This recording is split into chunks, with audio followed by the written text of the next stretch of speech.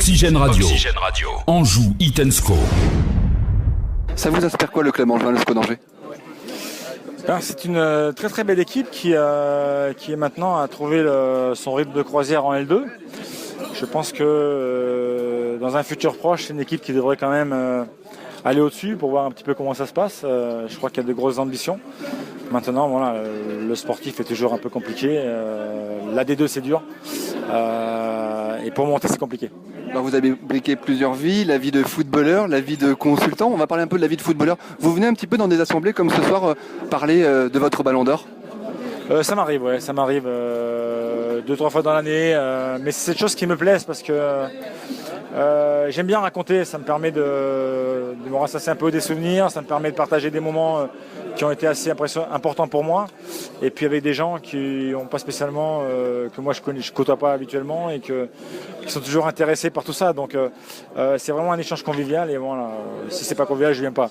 Alors vous avez briqué la vie de consultant aujourd'hui à beIN Sport, la chaîne des Qataris de Nasser El Khelaifi.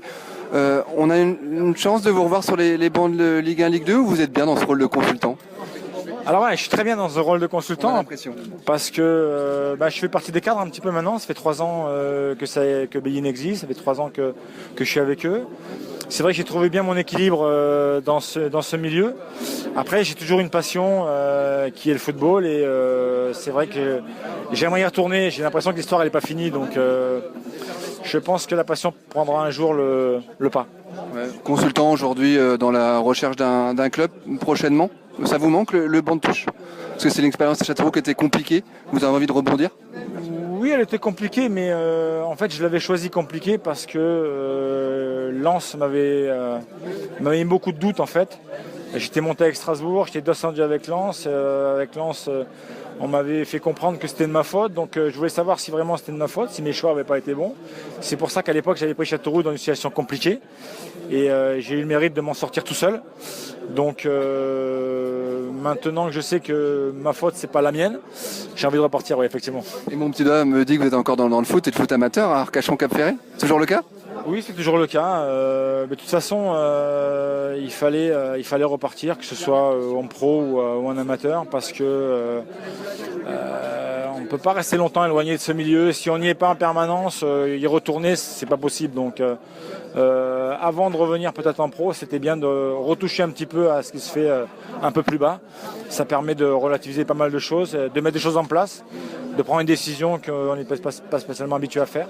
Mais voilà, le football, c'est ça aussi. Allez, avant-dernière question, on va parler de la Ligue 1, Ligue 2, un favori pour le titre de champion de France en Ligue 1 et pour le titre de champion de France en Ligue 2. Alors la logique voudrait que ce soit Paris, mais j'aimerais que ce soit Marseille. J'aimerais que ce soit Marseille parce que j'aimerais que l'argent ne soit pas le premier moteur du football aujourd'hui, même si ça compte énormément. Et puis pour la L2, compliqué. Je pense qu'il y a 6 clubs qui vont se tirer la bourre jusqu'au bout, qui sont à peu près du même niveau. Et bien malin qui pourra dire qui seront les heureux élus.